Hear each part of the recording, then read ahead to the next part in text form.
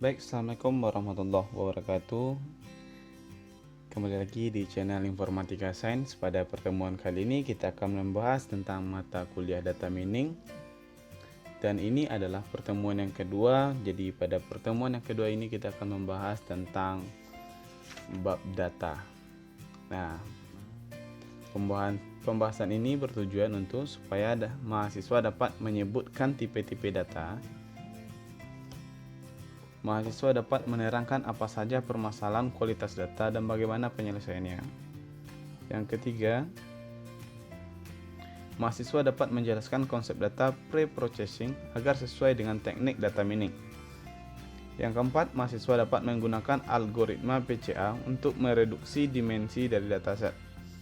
Dan yang kelima, mahasiswa dapat menganalisa hubungan antar data dan menghitung similaritas atau jarak antar data.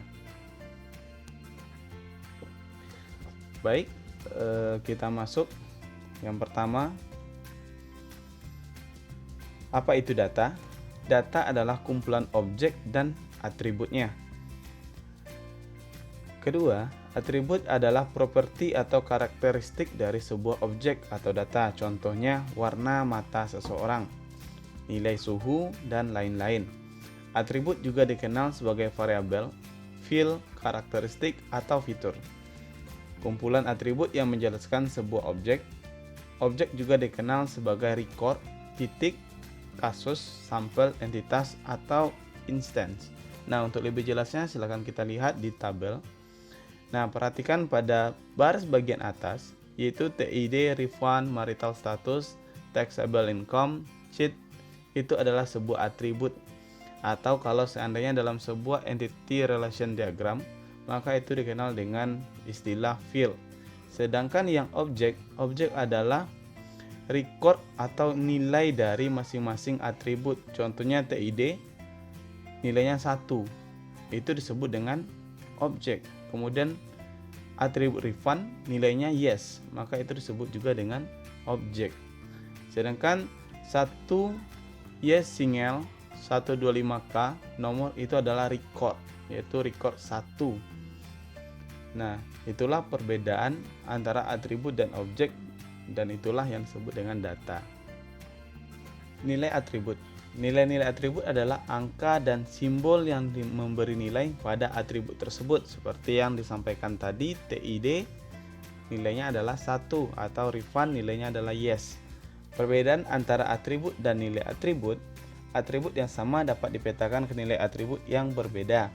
Contohnya pada atribut tinggi dapat kita menggunakan satuan kaki, inci, atau meter. Atribut yang berbeda dapat dipetakan ke kumpulan nilai yang sama. Contoh nilai atribut untuk ID dan usia adalah bilangan bulat, tetapi sifat nilai atribut bisa berbeda. ID tidak memiliki batas, tetapi usia memiliki nilai maksimum dan minimum. Tipe-tipe atribut. Atribut dibedakan menjadi dua tipe. Yang pertama, atribut kategorial, yaitu atribut salah satu tipe domainnya merupakan himpunan simbol berhingga atau memiliki batasan. Ini dibagi menjadi dua, yaitu nominal dan ordinal. Yang kedua adalah atribut numerik, adalah atribut yang domainnya berupa bilangan real atau integer. Dan ini menjadi dua tipe atau dua bagian. Yang pertama interval dan kedua adalah rasio.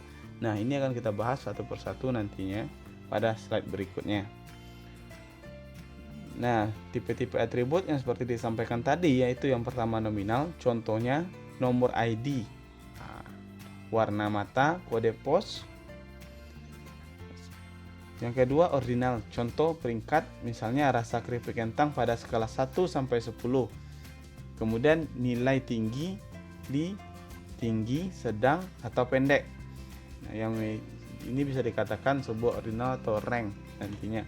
Yang ketiga itu interval. Contohnya seperti waktu, tanggal kalender, suhu Celcius, dan Fahrenheit. Sedangkan tentang rasio, nilainya adalah seperti contoh panjang, waktu, dan hitungan lainnya. Properti nilai atribut dibedakan menjadi 4, yaitu yang pertama pembeda, seperti sama dengan atau tidak sama dengan. Yang kedua urutan. Urutan Contohnya adalah kecil atau besar. Penjumlahan addition, contohnya adalah tambah atau minus.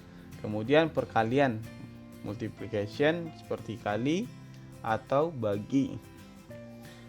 Nah,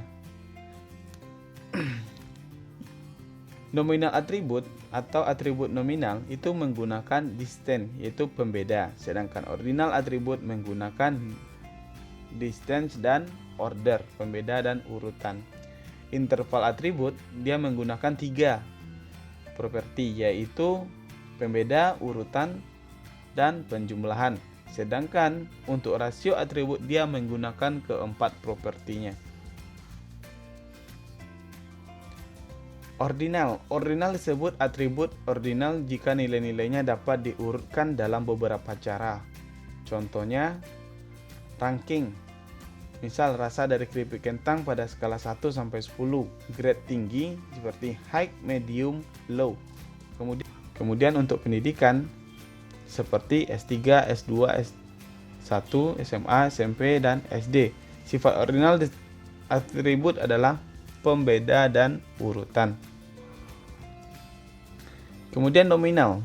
Nominal disebut juga kategorial karena nilainya menggambarkan kategori, kode atau status yang tidak memiliki urutan. Contoh, jenis kelamin, warna mata, atribut nominal mempunyai sifat pembeda. Misalnya warna yang mempunyai 2 kemungkinan, nilai merah dan putih. Atribut kategori pelanggan yang bisa bernilai silver, gold, atau platinum. Atribut kode wilayah yang bisa bernilai A, B, C, D, dan E.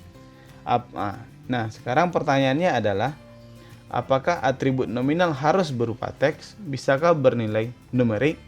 Jawabannya adalah bisa. Contohnya di sini mengenai atribut warna. Maka kita untuk menggantinya menjadi dalam bentuk angka atau numerik, kita gambarkan warna merah menjadi numerik 1 dan kemudian warna putih menjadi numerik 2. Maka di saat kita mengisi nilai pada atribut warna, maka kita bisa masukkan nilai 1 atau 2 karena 1 menggambarkan warna putih dan 2 menggambarkan warna merah. Yang ketiga yaitu interval. Untuk jenis atribut ini mempunyai sifat bahwa perbedaan antara nilai-nilainya sangat berarti, contoh tanggal dan suhu. Untuk atribut interval, nilainya itu sangat berarti karena tidak bisa berubah-ubah atau nilainya tetap. Jika berubah maka arti data juga akan berubah. Yang keempat, rasio. Dalam atribut jenis ini baik beda maupun rasio sangat berarti. Contoh atribut rasio panjang, waktu, jumlah. Kita dapat menyatakan bahwa orang berumur 20 tahun 2 kali lebih tua dari yang berusia 10 tahun. Discrete and continue atribut. Atribut discrete yaitu atribut yang hanya menggunakan sebuah himpunan nilai berhingga atau himpunan nilai tidak terhingga yang dapat dihitung. Contoh kode pos, jumlah, himpunan kata dalam kumpulan dokumen, sering dinyatakan sebagai variabel bilangan bulat. Atribut continue yaitu atribut yang menggunakan bilangan real sebagai nilai atribut. Contohnya suhu, ketinggian, atau berat. Nilai real hanya dapat diukur dan dinyatakan menggunakan sejumlah digit yang berhingga. Atribut continue secara khusus dinyatakan sebagai variabel desimal. Nah, kita masuk ke himpunan data atau dikenal juga dengan dataset. Himpunan data atau dataset mempunyai beberapa karakteristik umum, yaitu yang pertama dimensionality. Dimensionality dari sebuah dataset adalah jumlah atribut yang dimiliki oleh objek-objek dalam dataset. Data dengan jumlah dimensi kecil punya kecenderungan berbeda secara kualitatif dibandingkan dengan data dimensi tinggi. Yang ketiga, kesulitan yang berhubungan dengan data dimensi tinggi sering disebut sebagai cost of dimensionality. Untuk itu, pada tahap pre-processing perlu dilakukan pengurangan dimensi atau dimensional reduction. Kedua, sparsity. Untuk beberapa dataset, misalkan data dengan fitur asymmetric, kebanyakan atribut dari suatu objek mempunyai nilai 0 dan biasanya kurang dari 1% mempunyai nilai tidak 0. Sparsity mempunyai keuntungan dalam waktu komputasi dan penyimpanan data. Yang ketiga, resolution. Resolution, sifat dari data berbeda pada resolusi yang berbeda. Pola dalam bergantung pada level resolusi. Jika resolusi terlalu baik, tidak ada perbedaan atau halus. Pola mungkin tidak akan kelihatan jika resolusi terlalu kasar. Pola juga akan hilang akhirnya. Sedangkan tipe dari himpunan data terdiri dari 3 buah, yaitu record data, data grab, dan data terurut. Record data yaitu data yang terdiri dari kumpulan record yang masing-masing terdiri dari satu set atribut yang tetap. Nah, seperti contoh di depan ini, yaitu ada atribut TID, refund, marital, taxable income, dan cheat. Nah, itu adalah contoh dari atribut. Nah, sedangkan kumpulan recordnya adalah yang pertama TID nomor 1 dengan refund yes, marital statusnya single, taxable-nya 125.000, kemudian cheat-nya no. Itu adalah record. Dan selanjutnya data metrik. Jika objek data mempunyai himpunan atribut numerik yang sama, maka objek data tersebut dapat dianggap sebagai titik-titik dalam ruang multidimensi, di mana jika objek data mempunyai himpunan atribut numerik yang sama, maka objek data tersebut dapat dianggap sebagai titik-titik dalam ruang multidimensi, di mana masing-masing dimensi menyatakan satu atribut yang berbeda. Dataset tertentu dapat dinyatakan dengan matriks NXM, di mana terdapat M baris, satu baris untuk tiap objek, dan N kolom, tiap kolom mewakili atribut. Contohnya di sini yang pertama itu projection of X lot, projection of Y lot, distance lot, thickness. Maka di sini ke-6 atau ke-10 record ini saling berhubungan antara satu sama lain. Untuk lebih jelasnya seperti di sini materi dosen, yaitu baris 0 berhubungan dengan kolom 0, baris 0 berhubungan dengan kolom 1, baris 0 berhubungan dengan kolom 2, dan seterusnya. Itulah disebut dengan data metrik. Yaitu data dokumen. Dalam tipe data dokumen, tiap dokumen menjadi satu vektor atau term. Tiap term merupakan satu komponen atribut dari vektor tersebut. Nilai dari satu komponen menyatakan berapa kali kemunculan term tersebut dalam suatu dokumen. Contohnya pada dokumen 1, atribut tim yang muncul yaitu 3 kali. Kemudian pada dokumen 1 juga term quotes atau atribut quotes yang muncul adalah 0. Kemudian dokumen 1 play yang muncul adalah 5. Kemudian dokumen 1 balnya adalah 0, dokumen 1 skornya adalah 2, dokumen 1 gamesnya adalah 6, dan seterusnya. Data transaksi merupakan sebuah tip khusus dari record data, di mana tiap record transaksi meliputi satu set item. Misalkan pada sebuah toko kelontong, himpunan produk yang dibeli oleh seorang pelanggan dalam satu kali belanja merupakan satu transaksi selama produk yang dibeli tersebut adalah item. Contohnya pada tabel di bawah ini, yaitu data transaksi. Transaksi yang pertama, item yang dibeli adalah bread, coke, dan milk. Sedangkan transaksi yang kedua adalah yang dibeli adalah beer dan bread, dan seterusnya. Itu merupakan contoh dari data transaksi. Selanjutnya yaitu data graph. Data graph merupakan data dalam bentuk graph yang terdiri dari simpul atau node dan rusuk atau edge. Yang termasuk dalam data graph diantaranya adalah contoh HTML link dalam www, atau contohnya lagi adalah struktur molekul. Contoh yang pertama generic graph. Pada generic graph ini merupakan sebuah urutan atau percabangan dari masing-masing simpul atau node. Biasanya ini ditemukan dalam urutan atau sebuah proses. Kemudian pada molekul, yaitu Contoh di sini adalah molekul benzena, yaitu dengan struktur molekulnya C6H6. Selanjutnya data terurut atau ordered data adalah data-data yang memperhatikan urutan nilai-nilainya. Contohnya di sini sequence of transaksi. Maka di sini item atau eventnya berurutan A, B, B, D, C, D. Ini disebut juga dengan elemen data berurut. Kemudian genomic sequence data.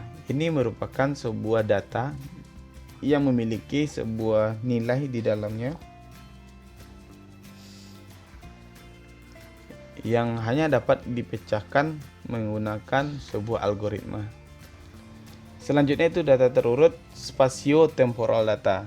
Nah, contoh yang di sampingnya adalah rata-rata suhu darat dan laut pada bulan Januari sampai bulan Desember. Kualitas data. Pada kualitas data ada 3 hal yang perlu diketahui. Yang pertama, apa saja permasalahan data. Yang kedua, bagaimana cara mendeteksi permasalahan data tersebut. Yang ketiga, apa yang dapat dilakukan dengan permasalahan tersebut. Permasalahan data dibagi menjadi 2. Yang pertama yaitu measurement error atau kesalahan pengukuran. Yang kedua, kesalahan dalam pengumpulan atau collection error. Pada kesalahan pengukuran dibedakan menjadi 4 penyebab kesalahan. Yang pertama yaitu noise, bias, precision, akurasi. Sedangkan pada kesalahan pengumpulan collection error yaitu outlier dan missing value. Noise merupakan komponen random dari suatu error pengukuran. Noise berkaitan dengan modifikasi dari nilai asli. Contoh, distorsi atau penyimpangan dari suara orang saat berbicara telepon yang buruk atau snow pada layar televisi. Nah, contoh yang pertama yaitu 2 gelombang sinus. Ini merupakan suara dari seseorang yang sedang menelpon dan bersih. Sedangkan pada contoh yang kedua sudah timbul noise-nya, yaitu komponen random dari suatu error pengukuran. Selanjutnya bias, yaitu suatu variasi pengukuran dari kualitas yang sedang diukur dengan pengurangan antara mean dan nilai kuantitas yang diketahui. Contohnya dalam pengumpulan data yang dilakukan berulang pada sebuah penelitian, datanya selalu berubah. Sehingga untuk mengetahui nilainya dilakukan mencari nilai rata-rata dari nilai kuantitas data tersebut. Yang ketiga, precision adalah kedekatan dari pengukuran yang berulang dari kuantitas yang sama satu dengan yang lainnya. Diukur dengan standar deviasi. Nanti kita akan coba menggunakan standar deviasi.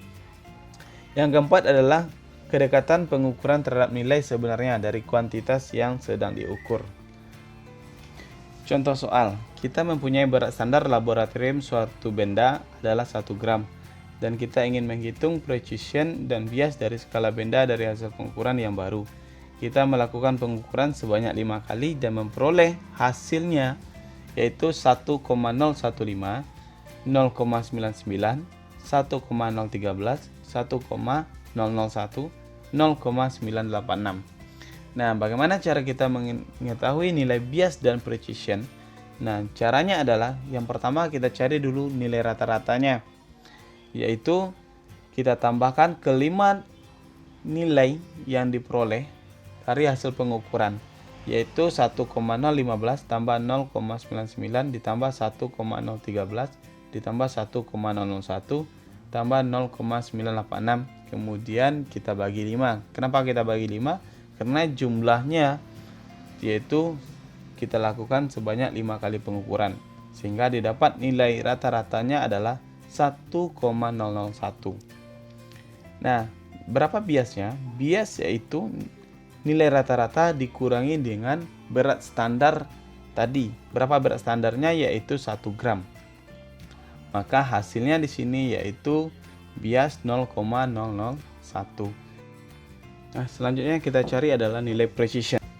Nilai pengukuran dikurang dengan rata-rata dikodratkan, kemudian dibagi dengan jumlah kali pengukuran, sehingga didapat nilai precision 0,026. yaitu di sini kita ketahui bahwa pengukuran yang pertama 1,015 dikurang dengan nilai rata-rata atau min, yaitu 1,001, sehingga didapat hasil di sini adalah 0,14. Kemudian dikodarkan. Kemudian ditambah dengan pengukuran yang kedua 0,990 dikurang dengan rata-rata 1,001, sehingga didapat nilainya adalah 0,989. Kemudian dikodarkan seperti itu seterusnya, sehingga nilai precision yang kita dapat yaitu 0,026. Kesalahan pengumpulan data yang kedua yaitu outlier adalah objek data dengan sifat yang berbeda sekali dari kebanyakan objek data dalam dataset. Gambaran dari outlier dalam sebuah himpunan data dapat dilihat pada gambar. Data gambar tersebut, data yang dilingkari warna merah merupakan outlier. Nah, yang mana outlier tadi yaitu yang ada lingkaran merah ini. Kenapa ini dikatakan outlier? Yaitu dia memiliki sifat yang berbeda dengan sejumlah data-data yang ada. Contohnya di sini, ini yang garis yang di lingkaran merah cuma satu titik, sedangkan yang data yang sebenarnya adalah merupakan kumpulan dari beberapa titik. Nah, maka itu disebut dengan outlier. Kesalahan pengumpulan data yang ketiga yaitu missing value, merupakan nilai dari suatu atribut yang tidak ditemukan atau nilai-nilai yang hilang. Alasan terjadinya missing value adalah informasi tidak diperoleh, misalkan orang menolak untuk memberikan informasi seperti umur dan berat badan. Nah, ini biasanya merupakan sebuah privasi. Contohnya di sini Anda melakukan pendataan penduduk.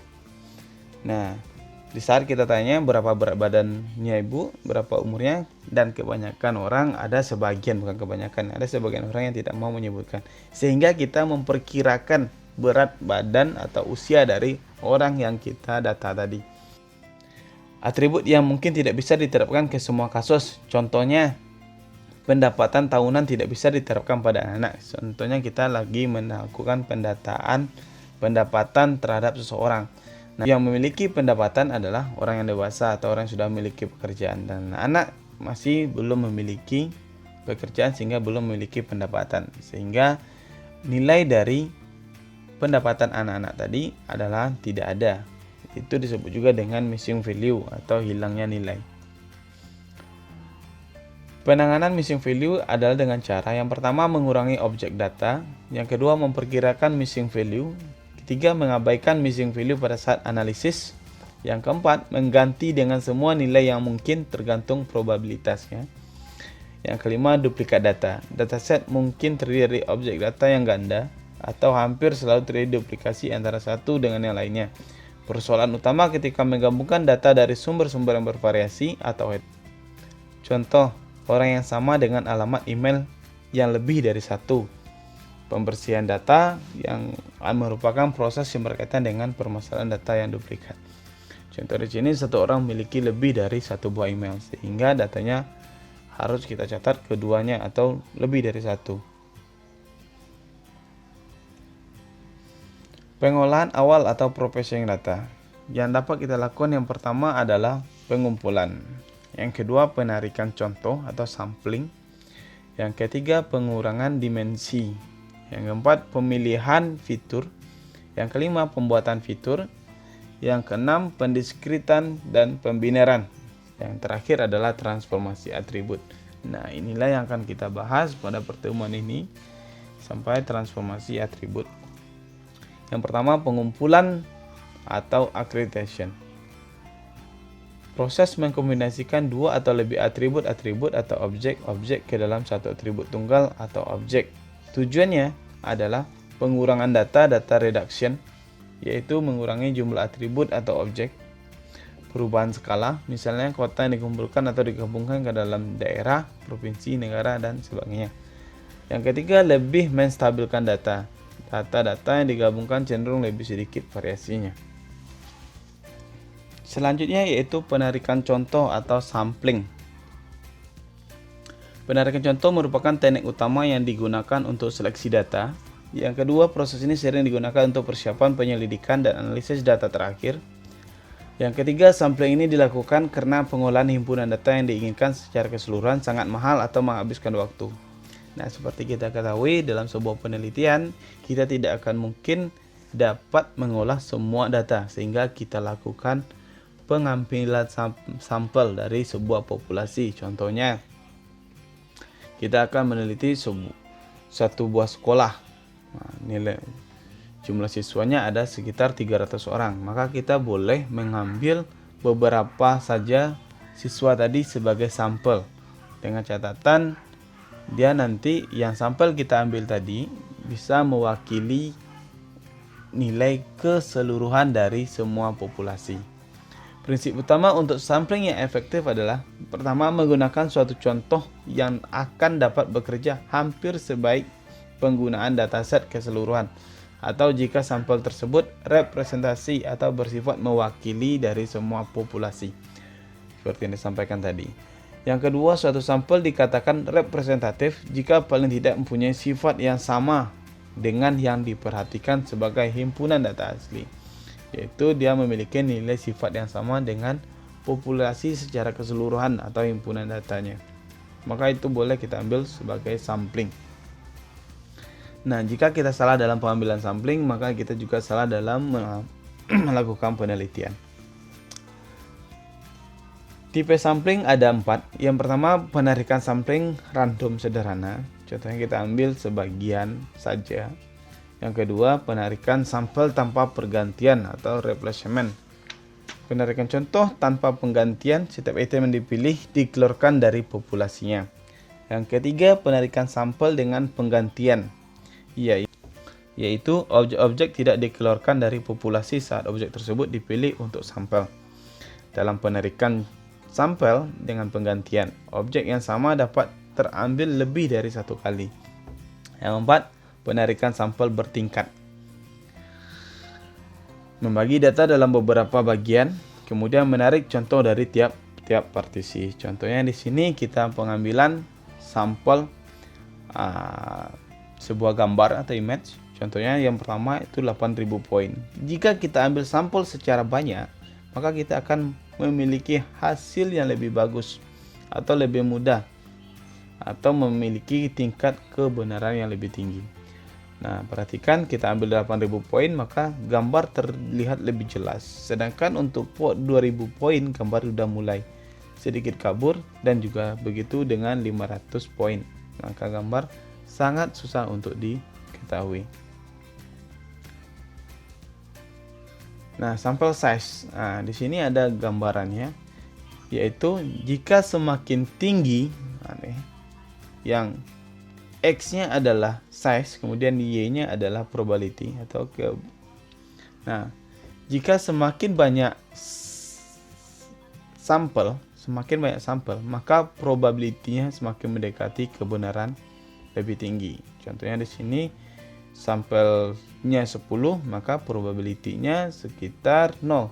Kemudian untuk sampel size-nya 15 atau lebih, maka probability-nya cuma 0,1. Sedangkan dengan sampel 60, maka probability-nya adalah 1 atau tingkat kebenarannya lebih tinggi. Kutukan dimensi atau curse of dimensionality. Jika dimensi meningkat, data akan meningkat secara halus dalam daerah yang ditempati. Definisi dari kepadatan dan jarak antar titik yang merupakan kondisi kritis untuk clustering dan outlier detection akan menjadi kurang berarti. Pengurangan dimensi. Manfaat dari pengurangan dimensi yang pertama adalah mencegah terjadinya efek dari dimensionalitas. Yang kedua, mengurangi jumlah waktu dan memori yang dibutuhkan oleh algoritma data. Yang ketiga, membuat data lebih mudah divisualisasikan. Yang keempat, membantu untuk mengurangi fitur-fitur yang tidak relevan atau mengurangi gangguan atau derau. Teknik yang bisa digunakan adalah Principal Component Analysis, Singular Value Decomposition, Supervised and Non-Linear Technique. Nah, selanjutnya pemilihan fitur. Secara konseptual, pemilihan subset fitur merupakan suatu proses pencarian terhadap semua kemungkinan subset fitur. Perlu diperhatikan, Fitur-fitur yang redundan yaitu duplikasi sebagian besar atau semua data informasi yang terkandung dalam satu atau lebih atribut lainnya. Contohnya, harga pembelian dari sebuah produk dan jumlah pajak penjualan yang dibayar. Fitur-fitur yang tidak relevan yaitu fitur-fitur yang tidak mengandung informasi berguna untuk tugas data mining secara langsung. Contohnya di sini adalah nomor BP mahasiswa sering tidak relevan untuk memprediksi berapa IPK yang didapatkan mahasiswa tersebut. Nomor BP tidak menjamin IPK tinggi atau rendahnya. Itu maksudnya. Pemilihan fitur, teknik yang dapat digunakan yaitu ada 4. Yang pertama brute force approach, yang kedua embedded approach, filter approach, wrapper approach. Proses pemilihan fitur terdiri dari 4 bagian, yaitu yang pertama sebuah pengukuran untuk mengevaluasi suatu subset fitur, yang kedua sebuah strategi pencarian atau search strategi yang mengontrol pembangkitan subset fitur yang baru, yang kedua sebuah kriteria penghentian, sebuah prosedur validasi. Pembuatan fitur merupakan proses membuat atribut baru yang dapat menangkap informasi penting dalam sebuah himpunan data yang lebih efisien dari data atribut-atribut yang ada. Contohnya di sini, mungkin saja data yang tadi atributnya masih belum lengkap, maka kita harus menambahkan sebuah atribut di sini. Ada 3 metodologi umum yang bisa digunakan untuk membuat fitur baru. Yang pertama, ekstraksi fitur. Yang kedua, pemetaan data ke ruang menggunakan transformasi Fourier atau transformasi wavelet. Nah, ini kita cukup mengetahui saja. Yang ketiga, konstruksi fitur dengan menggabungkan fitur-fitur. Selanjutnya itu pendiskritan dan pembinaran. Discretization adalah transformasi atribut kontinu ke dalam bentuk atribut kategorikal. Binarization adalah transformasi atribut kontinu maupun diskrit ke dalam bentuk atribut binar. Nanti contohnya akan kita lihat. Salah satu teknik binarization adalah sebagai berikut. Jika ada M nilai kategorikal, maka diberi untuk setiap nilai tersebut dengan sebuah nilai integer yang unik pada interval 0M kurang 1. Jika atributnya ordinal, maka urutan harus diperhatikan dalam proses pemberian nilai. Yang kedua, konversikan tiap nilai integer tersebut dalam bilangan binar. Contoh di sini binarization. Binarization nilainya out full, nilai integernya adalah 0, maka untuk binarnya adalah 0, 0, 0. Kemudian nilainya pur dengan nilai integer 1, bilangan binarnya adalah 0, 0, 1. Kemudian untuk nilai OK, nah integernya 2, maka untuk bilangan binarnya adalah 0, 1, 0. Good, integernya 3, maka untuk bilangan binarnya adalah 0, 1, 1. Grid 4, nah, maka nilai integernya 4, sedangkan binarnya adalah 1, 0, 0. Itulah teknik pembinarannya. Discretization untuk tujuan klasifikasi dibedakan menjadi 2. Yang pertama, unsupervised discretization, yaitu metode discretization tanpa menggunakan informasi kelas. Pendekatan yang digunakan adalah pendekatan equal width, membagi rank atribut ke dalam sejumlah interval yang ditentukan user yang masing-masing mempunyai lebar yang sama. Pendekatan equal frequency, menempatkan objek-objek dengan jumlah yang sama dalam tiap intervalnya. Yang kedua yaitu supervised discretion, adalah entropy based approach. Nah, untuk cara menentukan entropinya adalah entropi sama dengan jumlah sigma kurang pi kemudian log 2pi. Contohnya di sini unsupervised discretization. Contohnya datanya ada seperti ini. Grafiknya 5, 10, 15, 20. Kemudian equal interval, maka kita ambil nilai tengahnya. Berapa interval atau orangnya. Ini ada rank 0 sampai 5, kemudian rank 5 sampai 10, rank 10 sampai 15, rank 15 sampai 20. Itulah data-datanya. Kemudian untuk equal width frequency, kita ambil data-data yang ada. Kemudian kita cari nilai K atau rata-ratanya. Nah, untuk lebih jelasnya perhatikan tabel berikut ini. Contohnya ada data tax income 125, 170, 120, 95, 60, 220, 85, 75, dan 90. Ini adalah data. Nah, cara yang pertama yaitu kita lakukan dengan equal width. Kita mencari rank data. Rank datanya mana?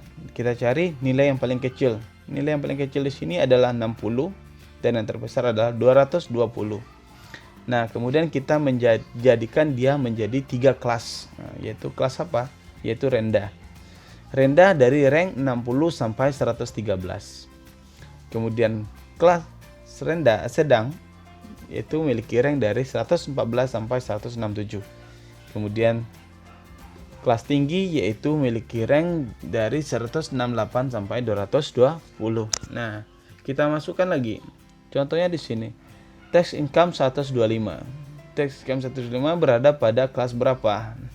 Yaitu rank sedang.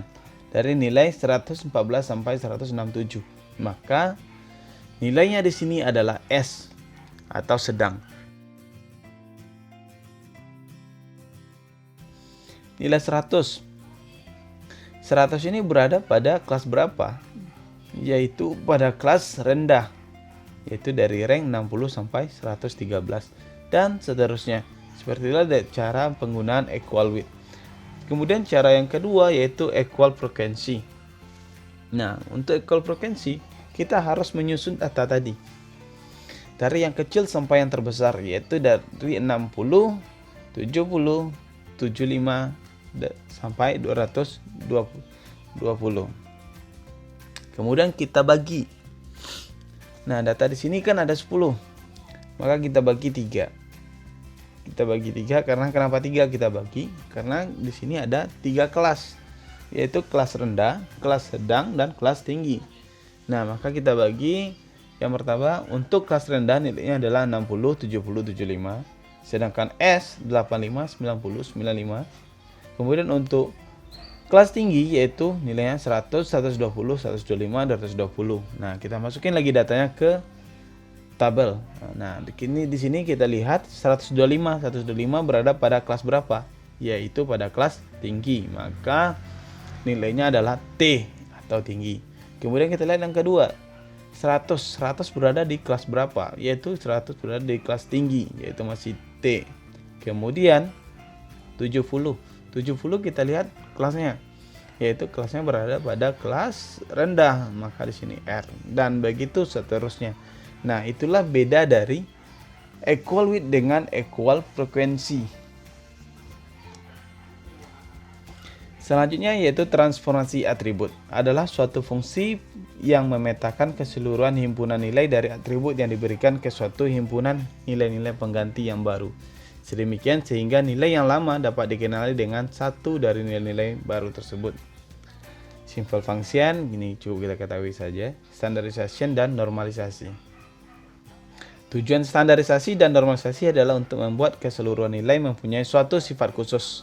Satu contoh transformasi standarisasi adalah dengan hitung nilai tengah dengan median, kemudian hitung absolut standar deviasi dengan persamaan berikut ini. Pada gambar yaitu ada persamaannya. Nanti ini rumus ini akan kita pakai dalam mencari standar deviasi atau absolut standar deviasinya. Nah, contoh soal. Sebagai contoh, lakukan standarisasi dari data seberikut ini. Nilai X 2.5, 0.5, 2.2, 1.9, 3.1, 2.3, 2.1, 1.5, 1.1. Cara mencari jawabannya adalah yang pertama, dari data tersebut kita hitung mediannya. Bagaimana cara kita menghitung median? Yaitu kita harus mengurut data itu dari nilai terkecil sampai terbesar. Nah, maka kita dapat urutan datanya adalah 0,5, 1, 1,1, 1,5, 1,9, 2, 2,2, 2,3, 2,5, 3,1. Nah, berapa nilai mediannya? Nah, median adalah nilai tengah. Maka kita akan mengambil, karena jumlah datanya di sini adalah 10, maka nilai tengahnya adalah antara 1,9 dengan 2. Nah, karena nilai antara 1,9 dan 2 tidak ada, maka kita ambil kedua nilainya, yaitu 1,9 dan 2. Caranya yaitu 1,9 ditambah 2 kemudian dibagi 2. Maka didapat nilai tengahnya adalah 1,95 atau disebut juga nilai mediannya adalah 1,95. Nah, cara berikutnya adalah kita cari standar deviasi menggunakan persamaan tadi. Nah, perhatikan di sini. Di sini sengaja kita cari menggunakan tabel. Nah, yang pertama adalah kita cari nilai X dikurang dengan nilai median, yaitu 0,5 dikurangi dengan 1,95 sehingga kita dapat minus 1,45. Kemudian 1 dikurang 1,95, maka nilainya adalah minus 0,95. Kemudian 1,1 dikurangi 1,95, maka nilainya adalah minus 0,185. Begitu seterusnya. Persamaan berikutnya yaitu di sini ada kodrat, kemudian di sini juga ada sekodrat. Maka cara mencarinya adalah nilai X dikurang ini dikodratkan, maka didapat hasil yaitu 1,45, 0,95, 0,85, 0145, sehingga nilai standar deviasinya adalah 61 jumlah keseluruhannya. Nah, kita mencari nilai X aksennya lagi, yaitu dengan cara X dikurang median dibagi standar deviasinya, yaitu sehingga kita dapat X yang pertama yaitu minus 0,24, minus 0,16, minus 0,14. Nah, begitulah cara mencari standar deviasi atau absolute standar deviasi dari. Nah, sedemikianlah yang dapat Bapak sampaikan pada pertemuan kali ini. Jika ada pertanyaan mengenai contoh soal akan kita bahas pada pertemuan berikutnya. Nah, silakan Anda pindahkan ke catatan. Jika ada pertanyaan silakan di kolom komentar. Sekian, terima kasih. Assalamualaikum warahmatullahi wabarakatuh.